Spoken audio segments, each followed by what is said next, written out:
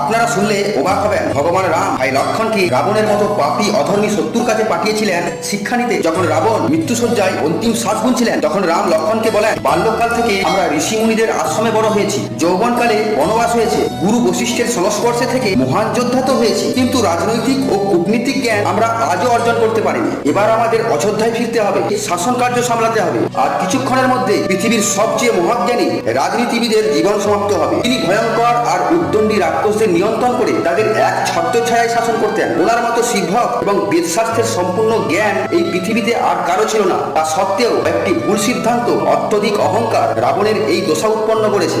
অন্তিমকালে সেই বোধ তার অবশ্যই হবে, কিন্তু মৃত্যুর সাথে সাথে তার সম্পূর্ণ জ্ঞান পৃথিবী থেকে বিলুপ্ত হয়ে যাবে। তাই হে লক্ষণ, এটাই উত্তম সময় রাবণের জীবন সমাপ্ত হওয়ার আগেই তার কাছ থেকে কূটনীতি, রাজনীতি এবং জীবনযাপনের সম্পূর্ণ জ্ঞান অর্জন করো। এই ধরনের জ্ঞানবর্ধক ও রোমাঞ্চকর কাহিনী শুনতে চ্যানেলটিকে সাবস্ক্রাইব করুন।